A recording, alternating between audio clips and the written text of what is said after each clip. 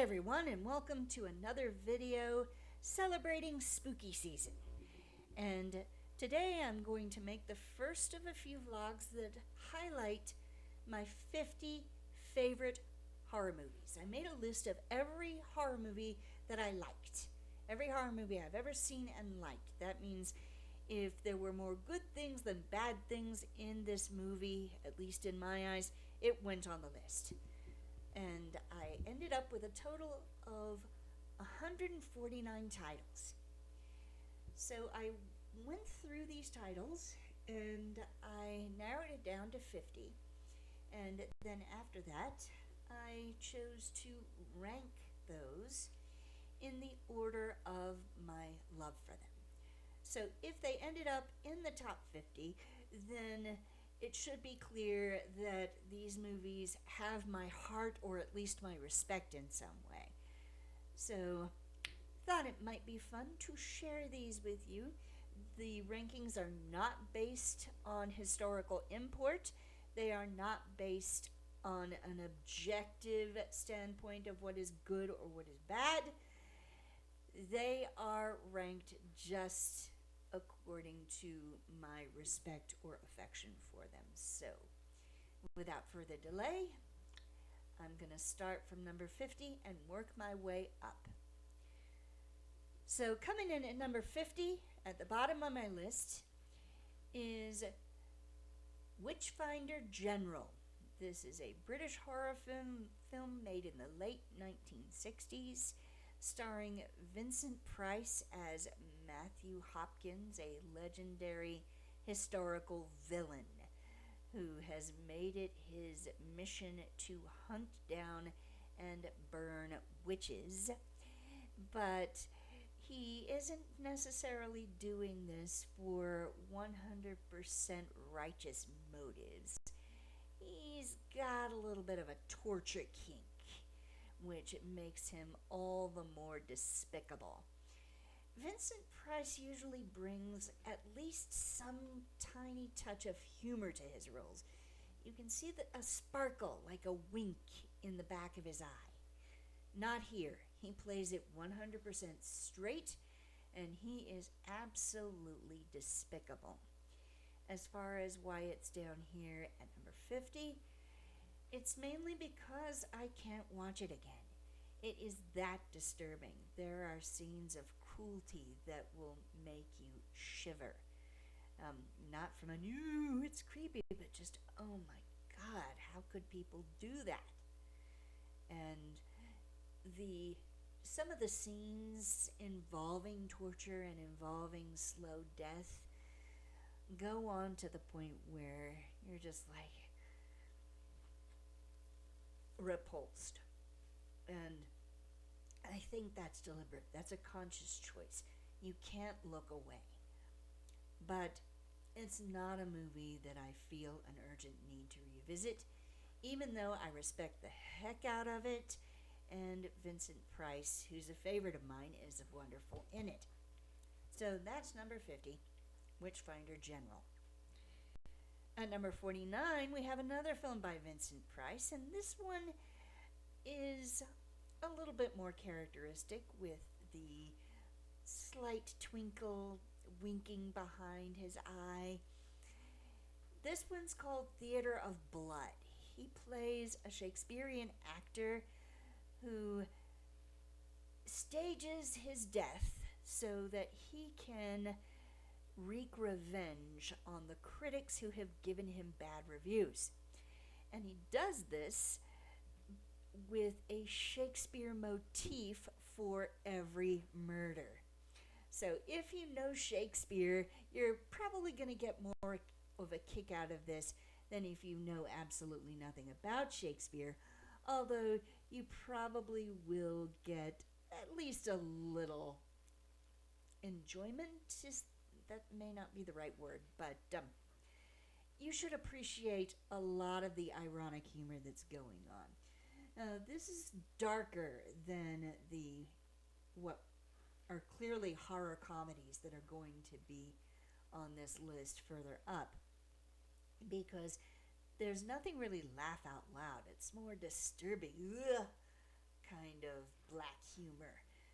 But nonetheless, it is worth taking in if you love clever murder setups.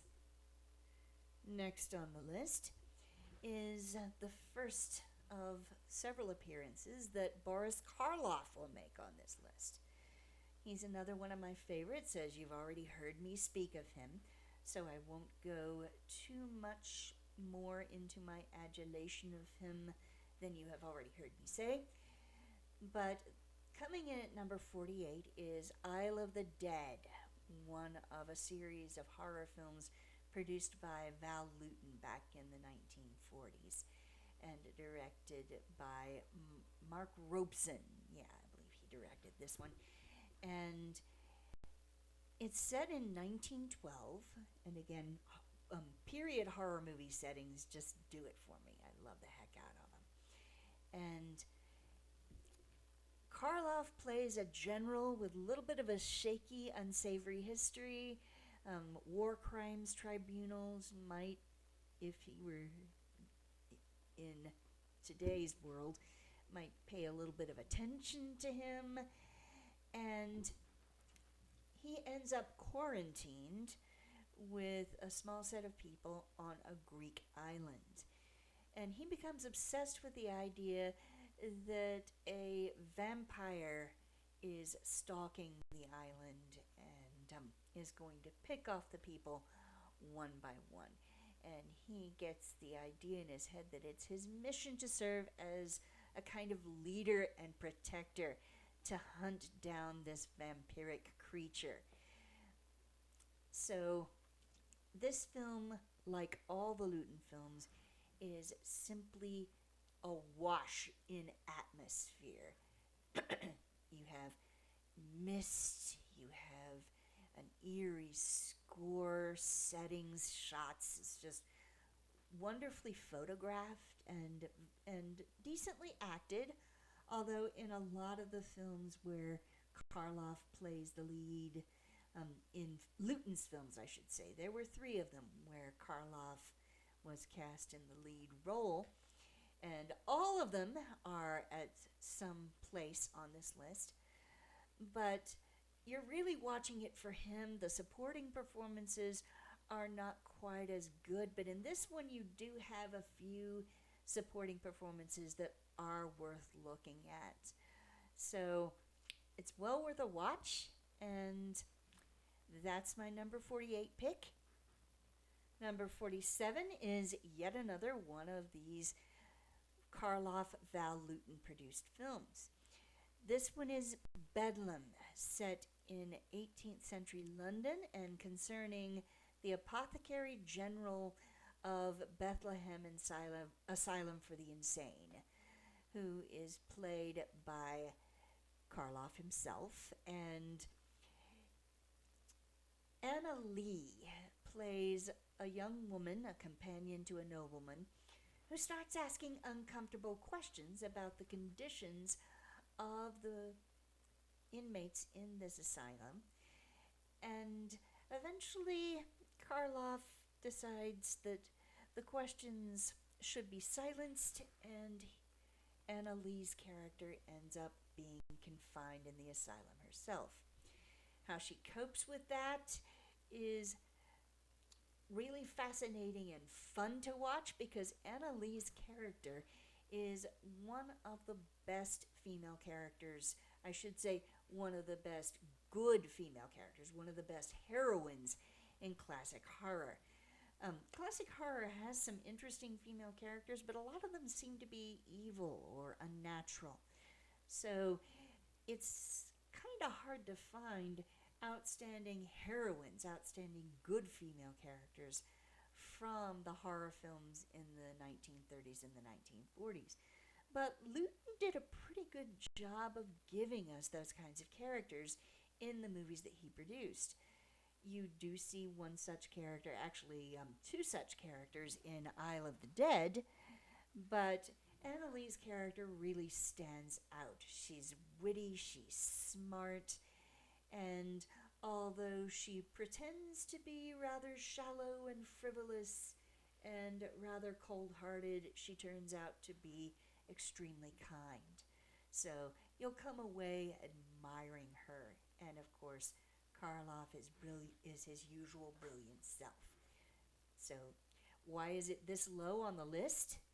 Because there is some doubt as to whether it should be classified as a horror film at all. There really isn't anything supernatural going on in this movie.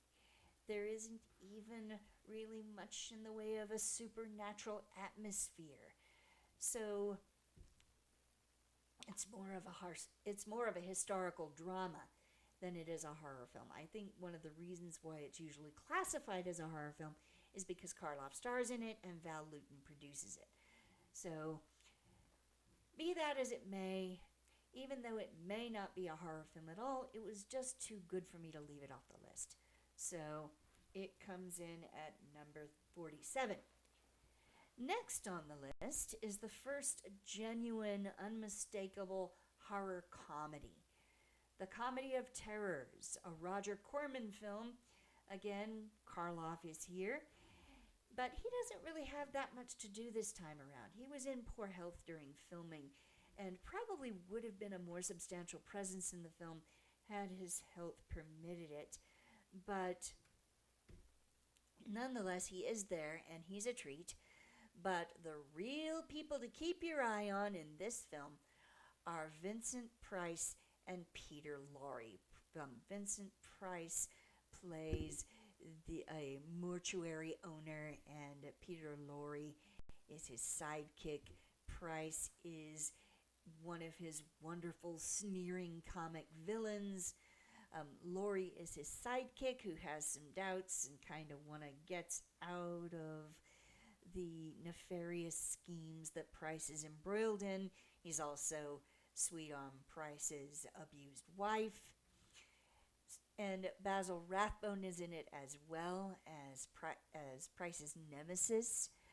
And all three of them hem it up to perfection. So that's my number 46 pick. At number 45, here's another film that I just haven't seen in a while. A lot of the movies I haven't seen in a long time ended up sinking down toward the bottom of this list simply because I just had not experienced them in a long time. But I remember how powerful I found this film when I saw it. And it is The Fly, the 1986 remake of the original 1950s film, starring Jeff Goldblum and Gina Davis, and directed by David Cronenberg. This one is a horror tragedy, probably the first on this list that would qualify as that, because you get a revolutionary scientist, I should say, undone by the technology that he has created. You see a man gradually disintegrating, devolving into this fly creature, and there is no reversing the process. So you know going in that this movie is going to give you major feels, but there's no way out of it. It grabs you and you have to follow it through to the end. Goldblum is very good without a lot of his trademark Goldblumisms, and Gina Davis is also quite good as the female lead. So it will disturb you and it will gross you out, but it is a good one to watch this Halloween. And if you haven't seen it before, you may want to revisit it. Although it is kind of tough on the stomach, so you gotta be in the right mood. Still, it comes in at number 45, David Cronenberg's The Fly. And that's all I have time for in this first video, so I will bid you farewell until I record the next set of titles. Thank you.